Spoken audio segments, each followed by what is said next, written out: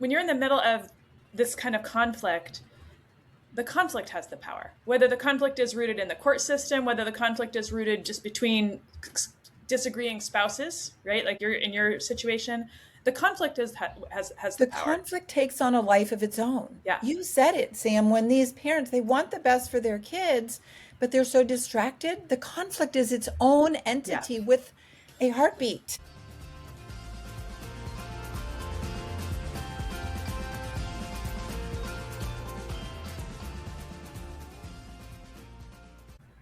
Welcome back to another episode of Parenting Shrink Wrapped. We are so glad you're here. And I think you are going to be glad you're here today too, whether this issue pertains to something happening in your household or to a friend of your child, like one of your children's friends or the neighbor down the street. I don't think there's a person on this planet who hasn't been touched by the issue we are going to talk about today, and we will get there. I'll introduce our guest in a second, but before I do, Melissa, I have a question for you. Tell me what the challenges are when in seeing clients, when you're doing your psychiatry work with a child and their parents are contentiously divorced. What are some of the extra challenges that builds in? So the extra challenges are numerous. Usually, part of my job ends up being then trying to be the family therapist and co-parenting coach when my focus is actually supposed to be on the kid. And my focus gets pulled away from the child that's sitting in front of me because I've got mom and dad disagreeing over some stuff that's not even related to their psychiatric care. But I'm hearing about complaints about pickup drop off times. Oh, dad was 5 minutes late for our, transition time. Or, mom didn't send this when she came to my house this weekend. And I'm getting caught in the middle of petty fights that have actually nothing to do necessarily with what's the necessarily problem at hand, but it amplifies everything for the kid who's the identified patient because their parents are constantly fighting with one another and disagreeing. And you've got a young child's emotional state stuck in the middle of that. Mm-hmm. Mm-hmm. I would totally agree with that. And sometimes I feel awful because I've got this sweet kid in front of me and two parents that literally can't sit 5 feet apart from one another. But when you get them separately, and this is the thing that is a little heartbreaking for me, and I'm sure we're going to talk about it in the episode, is I really feel for these parents because most of the time when they let go of the fight, when they let go of like the pursuit that's wrapped up so much of their life on behalf of their kid, because that's what it feels like they're doing. They're like, I am advocating for my kid because I don't trust the other parent to do the job that I want to do, or the other parent's on my back and I can't do the job that I want to do. Either way, that's what it comes down to. And so you've got these parents who are like so invested for the most part in their kids, but the argument, the contentiousness between them is getting in the way of what they feel is like their child's potential.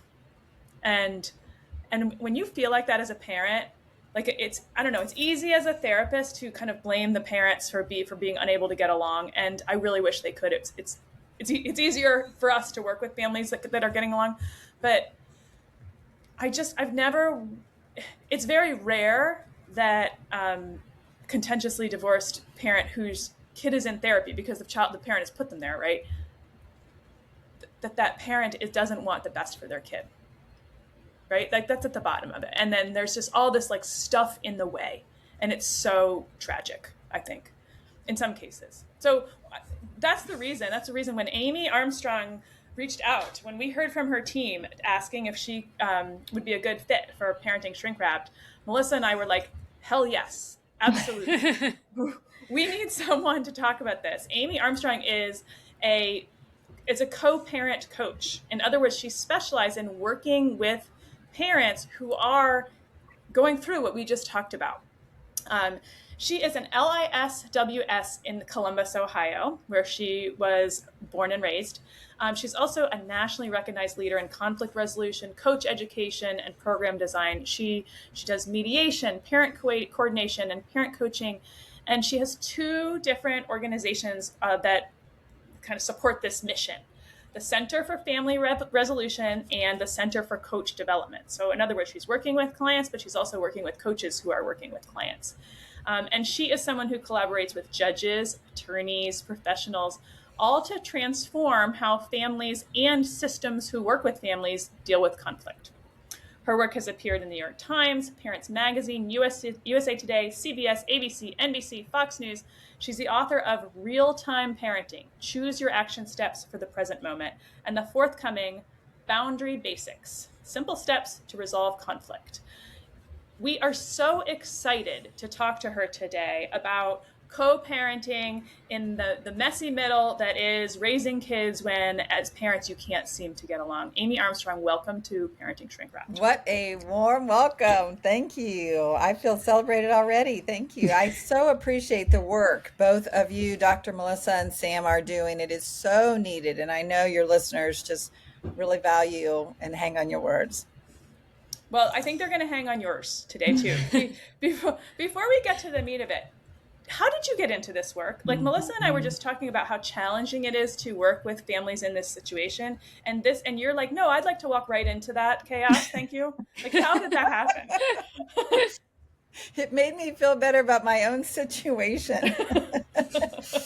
So I will tell you, it might sound like the funny version of very serious work. And I did do it all wrong myself. When I was first not getting along with my co-parent, we were married and it looked like we were going to stay married. And I turned myself into a pretzel trying to please this man who would not be pleased. He was so unhappy with me. And I'd like to say that you mentioned divorce, but there's a lot of listeners out there who would say, I'm guessing, but would say they're not on the same page with the person even in living together in the same house. So yes, I definitely learned my craft in high stakes custody battles, and it applies to every parent that has ever had to make compromises or not be the parent they wanted to be because of the other parent. And it is absolutely heartbreaking. Unless you're a single parent and never had another parent, Amy, involved, I don't know that situation exists. I mean, I think that's part of parenting. Like, unless you truly never had a co-parent and there's, you're a single person who adopted or had a procedure done had IVF as a female, as a single woman, to then go ahead and just parent alone. I mean, everybody makes compromises in parenting, I think. And there's literally people listening right now who are in situations where they have had their power stripped of them. They're in coercive controlling relationships or otherwise abusive relationships where they simply can't be themselves and they feel like they're simply not able to show up for their kids the way they want to show up.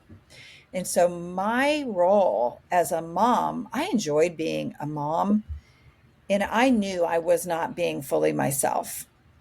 But it took a lot of drama and a lot of years when my husband and I finally separated, and then I finally figured out that I did not actually need to go through him to feel empowered. That was my story for so long, was I was the missus and everything, my identity revolved around his. And once it became obvious that we were going to get divorced, I was very fortunate to have some friends that could see in me a person that I didn't know yet. And so they helped me get excited. You could go back to school. You could learn to support yourself. But I definitely went from being very helpless on my own to being what I feel now. I have a ball on my own, and I am remarried, and I just am never going to give away my independence again. I love being whole on my own, of course. And so what I did wrong actually put me in front of a lot of people who believed that I would be able to relate to some other parents. So I was teaching parent ed for a long time. Loved. Matter of fact, my parenting book is about parenting skills and lots of ways that we can bring out the best in ourselves while we bring out the best in our children. But what would happen is after class, people would rush up to me and want to talk about their own situation and the Yes. conflicts that they were having. And that was an open invitation for me to become a coach where I could work one on one with these families and look at what was specific and unique and the literal pain points of every family. And once I started working in a specific way toward elevating awareness of what was going on in the present moment, people started being able to tell me what a nightmare they were going through or how powerless they felt and would just ask over and over again, what do I do? What do I do? What do I do? In this very desperate way. And so I had some colleagues who were in the legal profession, and they asked me to lead a class for divorcing parents, which I was very happy to do. And then once I started coaching, I literally started knocking on attorneys' doors and saying, do you have any unruly clients you'd like to get off your hands? I mean, I love these people.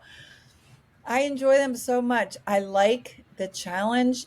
I simply love the ability to be present and find out what is going on in exactly this moment and support people to try something new that would allow them to feel the way they want to feel. And in most cases, people want to feel in control. They want to feel confident. They want to feel calm and they want to enjoy their kids rather than worrying constantly that this other parent is going to sabotage their relationship, going to undermine what they believe is best for their kids. So I do like the complexity of it, but boy, is it fun watching people get their power. And So that is that's a thing, right? Like Mhm. when you are in the middle of um, when you're in the middle of this kind of conflict, the conflict has the power. Whether the conflict is rooted in the court system, whether the conflict is rooted just between disagreeing spouses, right? Like you're in your situation, the conflict has The the power. conflict takes on a life of its own. Yeah, You said it, Sam. When these parents, they want the best for their kids, but they're so distracted, the conflict is its own yeah, entity with a heartbeat. yeah. And it is massive. And what I find is obviously I can't speak for all moms everywhere. It's just, I do see so many moms wanting cooperation, wanting to get along. Can't we just figure this out? Can't we just talk about this? And so often, what happens in conflict is we realize that that other parent doesn't have the same goals we do. And it all becomes a power struggle. And so agreeing on something like what Dr. Melissa was saying about the belongings or about time of a drop off, it's not about the belongings, it's not about the time, it's about the power struggle and wanting to be seen as the most competent parent or wanting to be seen as the I one call that that's the MVP, the most the valuable parent, favorite, the competing for favorite. MVP. Yeah, being the favorite parent. And so when I work with people, I don't feel at all judgmental about that. I sure have an ego that gets in my way. And so we just look at what part of you wants something different. What part of you wants to try something different? What's something different we can try? Let's practice that is going to help you highlight the best interests of your child and elevate yourself in the way you want to be elevated without putting the other parent down. And a lot of parents won't engage on that way, but I know there are listeners out there that are more than willing to have a situation that doesn't require demeaning the other parent. yes. So, Amy, or when you're working with parents, are you often working with both of them or just one of them? I oh I will say almost always only work as a neutral. So I work with both. And You I have to work. work You with okay? with people that think their situation is the worst ever, where the conflict is so high. We're talking domestic abuse, we're talking substance use, we're talking situations where the conflict is so high that a child is resisting contact with Mm. one or the other parent, where the extended families are being erased, where the parents are going in and trying to win over the medical professionals and the psychiatrist and the therapist Been and the there. school professionals, where there is this competition, not just for the child, but for the whole community, coaches and all the, the tutor, the piano teacher. And these are the parents that they think they've done everything. They think they've tried everything. And the anxiety has gotten the best of them. They're not sleeping. They're spending literally hours trying to figure out how to write the perfect email to get that other person to do what they think they should do. It's miserable. What are So, some of the? Amy, Oh, go ahead, Melissa. You ask, and then you're we'll going save to it. ask the same exact question. So, Amy, what are some things that you typically suggest for, obviously every situation is unique, but there's probably Right. some general boundaries or recommendations that you make to Sure. parents in general Sure. for co-parenting. Right. One of my favorite tips is to be pro me, not anti you. So I literally, right before this recording, had a mom on a call, and she was spending a bit of time talking to me about her ex, but she's really worked through it all. And I asked her, I said, what would be the best use of our time right now? I believe you that your children's dad seems to put a lot more energy into his girlfriend than he does the children. Like, I hear that. And how could you and I work to create, just even in the next 15 minutes, how could we create a new way of you looking at yourself in this? And so I want to always bring the attention and the energy back to you creating what you want for you and who you want to be. Who do you want to see when you look in the mirror? What are you going to feel the best about with you? So it's being pro Melissa, it's being pro Sam, it's being pro Amy, not anti this other person who isn't cooperating in the way you would like.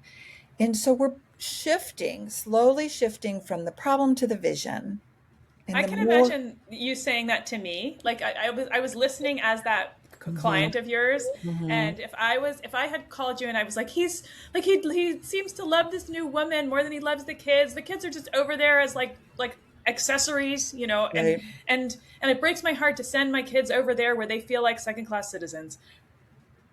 And I you hear that said to all the me, time. right, and you said to me, what can we do to make this time valuable for you? I think I would burst into tears. Mhm. Really, like I feel like if someone said that, because as that the mom in that scenario, I would have been spending all this time spinning my wheels trying to always cultivate what I hoped would be the best circumstances for my kids, and you would have just shown the light on me. And I think that that would have been like very potentially welcoming, but also overwhelming. I don't know. I could, Right. for me, I had a wave of feelings when you said that. Well said. And what I would want to do is ask exactly that. I would say, Sam, what came up for you when I asked that? Right? Because I would want to hear that entire wave start to finish.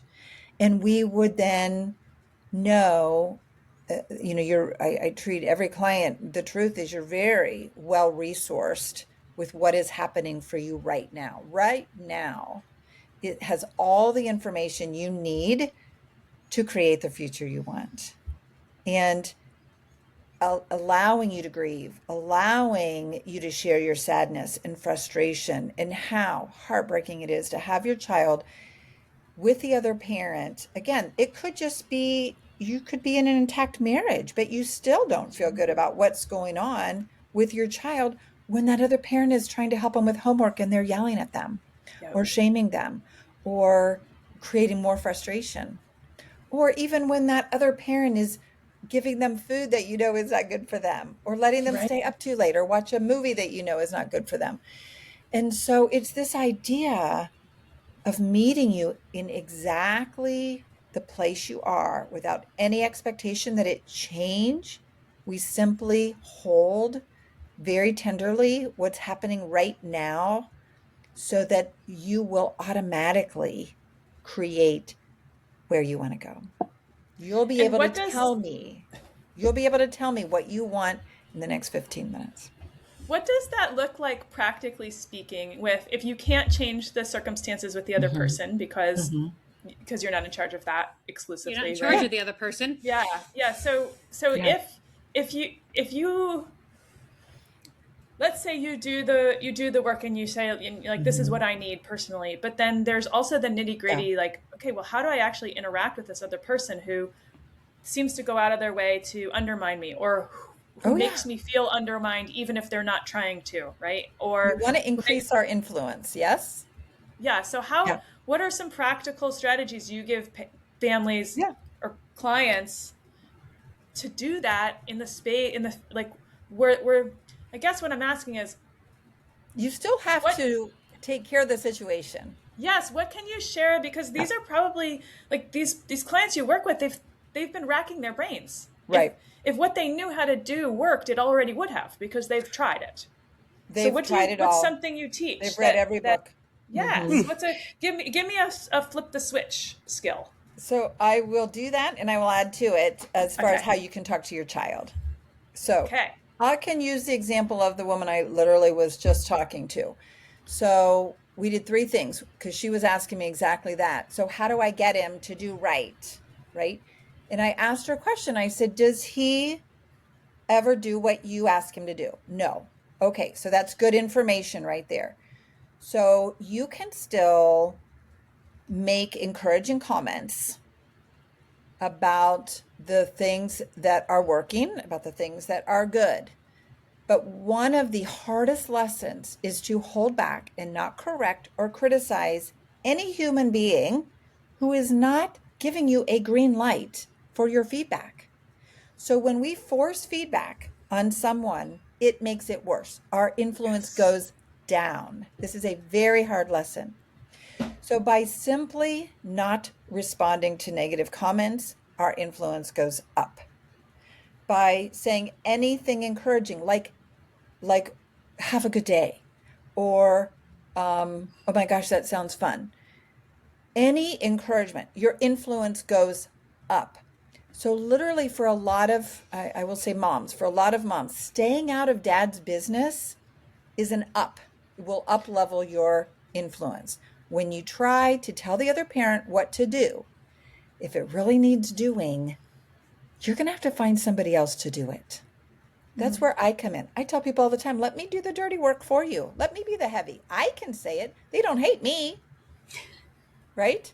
So with this mom this morning, we talked about how her son could work with a counselor, and that counselor can give feedback to dad that mom simply can't give because mom's the enemy right now. So I've we worked with parents like that where I can Lots of say plenty. with like without the other parent around, I could say like you really blew that one. Like that was a big bust, but like I couldn't say that with right. the other parent in the room because it would be like taking You sides. play into their competition. Yeah, exactly. But we do want to highlight that any safety concern, and I will get teary saying this, there are grave dangers out there. Any serious safety concern, people ask me, well, do I have to make my child go if I know, fill in the blank? I will never give someone permission to not honor a court ordered parenting time. But I Yeah. will say, please read between the lines and put safety first, right? So, Because I've Amy, had, what yeah, about when there's not a safety issue at play? Because yeah. so I work with kids and adolescents of all ages, and I will tell you Hmm. sometimes, you get a 13 to Right, 17-year-old who's just like, I don't want to go to mom's, I don't want to go to dad's. right. And it's like their weekend. And then inevitably the parent blames the other co parent when honestly, I've heard it literally come out of the All, kid's mouth mhm. solely from the kid because of their own issues Right. with that parent. And it's not a safety concern. Right. They just don't want to go. What do you do? Because if the kid's Mhm. at like mom's house, dad's blaming mom for the kid not going. And they're Correct. fighting, and it may not have been mom's fault. Correct. So ideally, I work with both parents and I help dad learn some new skills about how to be present with that child or that teen and meet them where they are. I also work with the preferred parent about how they can require the child to go. So listen, I'm going to tell you three things here. We challenge. This is all relationships, right? A good, healthy relationship includes challenge, where you say to the child, um, of course you're going to go. This is the agreement that mom and dad have, and this is your time to be at your dad's. He'll be picking you up in half an hour. So you do some challenge. Lots of empathy that said, gosh, it sounds kind of discouraging. You can't even imagine, how you're going to get through the time when you wish you were here. Like you can be very, show a lot of empathy. And then the third thing is we want to hold space for the child to think of some choices. How could you be with your dad and speak up about what you want to do, or invite a friend, or take some things that you want to do while you're there? Or what do you want to do with your time that would be of value for you? And so we're doing all three at the same time as a parent. This is what we do as parents all the Yep. time anyway. When they don't like a teacher, when they don't like a coach, when they're not getting along with their friend, right? This is what we always do. You say, gosh, you're actually going to school today. You're actually still eating lunch at school. How can you work out sitting at a different table? Would you prefer to pack so you don't have to be with this person in the lunch line? Right? We give choice. We hold space for choices. We challenge when it's safe to do so. And we encourage by saying, oh my gosh, I'm sure you'll come up with something. Sam is So eating this up right now. I am, and well, what I see, I mean, first of all, I love that you've broken it down into those three steps, because those are you can remember those three steps. mhm. And I had two thoughts while you were talking. The first is, if that's successful and the kid goes out the door to the other parent's house, then you close the door and you're like, "Wah!" Right? Oh Like yeah, call a then you have to friend manage your immediately. moments, right? Right, Exactly. You've got to pick up your own personal pieces, for sure. because your heart is walking around inside the kid, and you know what the kid's preference is, and it's not happening, that preference. Right. And the Yeah. second thing I thought about was, um, some to be able to do that depends on your confidence as a parent that your child can actually handle the Mhm. adversity that you are insisting they face. Mhm. And I don't want to necessarily use the word adversity like going over to another parent's house, but if It feels they're, like it. to the kid it does. That's why I'm Mhm. using that term, right? So sometimes I think if you don't feel like your kid has the internal tools, um, You have work to do. right, You have work to do. then And that isn't can that our challenge. number one job as parents is to raise children who can do hard things? Amen, sister. Oh, I Yeah. love that. Yes, it You is. know, if we can increase our capacity for discomfort, we're good. Yeah, the world is so much more available to you. Our children need to hear that they will figure it out, and we can't wait to hear what they came up with, much more than they need to hear us fix their life for them. Yes. Oh, Yeah. let So just it just is just let me hard. put a fine point on that. Yeah. Our children need to hear. Just say it again. Our children need to hear. That they can handle it, and we can't wait to hear what they came up with. Yes. Yes. More And than this they is hear when they us say, think they "We'll fix can't it." do a math problem.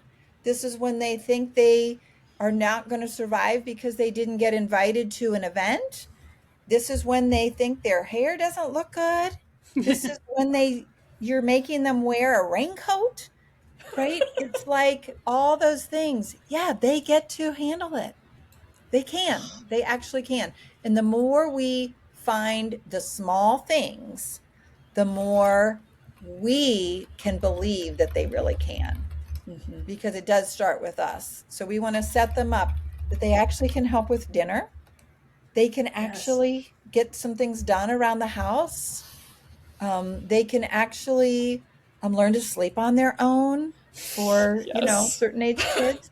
They really can, but we need to find the right size step, which is where coaching comes in. We don't make big leaps. We work with what's happening right now, and we come up with an experiment for right now that feels like a little bit of a nudge, but we're going to collect some data. How did we do? What helped us through it? And what do we do? That's the term, that's the exact word I use. In therapy when I'm doing exposures, which is what you're talking Yeah, about, like generate something that generates a little bit of uncomfortable of discomfort so yeah. that you can grow and change, You build right? muscle. That's what I say. Like I said, run an experiment. It doesn't matter But how it goes. I think people also need to realize that, like, the court system isn't going to do this for you. Like, No. going back to court and fighting legally, spending tons Mhm. of money on attorneys and Mm, tons of time in and out of the courtroom fighting over yeah, the minutia of whatever is in the divorce agreement or custody agreement right, doesn't actually change any of this stuff and doesn't right. necessarily fix it.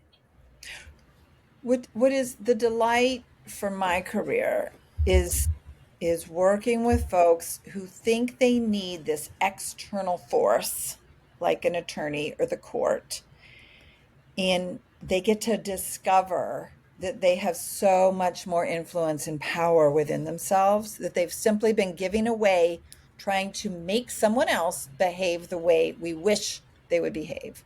So we have to work with reality, live with the reality you have, and amplify your own influence in many, many, many ways starting today. Oh, I love this. Amy, if guests are listening, because I feel like that we've just hit the tip of the iceberg and we could probably go on for 2 hours. I could anyway. But if guests are listening, tell them where they can find you. How can they learn more about your work and connect with you? Sure. Well, I had a feeling what we would be talking about today. So I put together a lot of this information in a resource just for your listeners. Oh, And I put together a list. So I'm a coach, so I don't script anything, but I put together some sample ideas with an activity for the listeners to read the different ideas and see where their energy goes, right? Because we're looking at how do you know the right next step for you? Your energy will tell you, it'll jump out at you. So I have that. I have a very, I call it a rescue, a nervous system rescue, because all these issues jack up our nervous Yeah. systems to such an impossible level that we need to be able to come down quickly and often. And then I also put together a guide for when boundaries aren't working, because boundaries are a beautiful thing, but there's actually a lot to creating and maintaining a boundary in a way that actually works. So I wanted them to have some of that, some of those good nuggets as well. So I put together a resource, and I'm going to just ask if it can be in the show notes, and they can of course. download it, and it'll pop into their inbox. And then my company is the Center for Family Resolution. Um, the website is the same name.com. And I would just absolutely love to connect with them and support them in their journey to being fully empowered. And just for our listeners' sake, I'm on the website right now, and she has awesome resources on our website and links to virtual talks. And Amy, I'm bound by to only work in the state of Maryland, but you are able to work Everywhere, nationwide. So worldwide. doesn't Mhm. matter where you're listening from. You can reach out to Amy, and she can work with you no matter where you are listening from right now. So, which is awesome. And I really, really hope our listeners have enjoyed this conversation. I know Mm. Sam and I really could go on for hours because it's something that we deal with all the time Mhm. um, in our practices. So, but Amy, thank you so much for joining us and being a guest on Parenting Shrink Wrapped. Thrilled to have you. And for our listeners, please check out her website and the resources in the show notes that Amy put together for us. And as always, thank you for raising the next generation of world changers. We love you. We love your kids. And Thank you for tuning in to another episode of Parenting Shrink Wrapped. Thank you, everyone.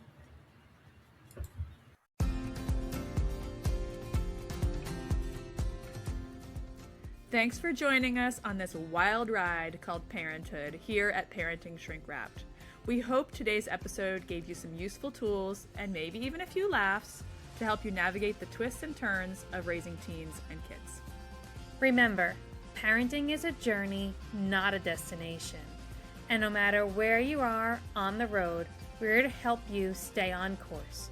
Whether it's monumental meltdowns, teenage turmoil, or just the everyday chaos, you don't have to travel this path alone. So until next time, keep your seatbelt fastened, your sense of humor intact, and your eyes on the road. We'll be back soon with more compassionate conversations and practical strategies to support you and your family. Don't forget to subscribe to Parenting Shrink Wrapped wherever you get your podcasts so you never miss an episode. And if you've enjoyed today's show, we'd love it if you'd leave us a review and share it with a friend. If you have suggestions for topics you'd like to see us cover in the future, feel free to send us an email at parentingshrinkwrapped@gmail.com. Until we meet again, take care and enjoy the ride.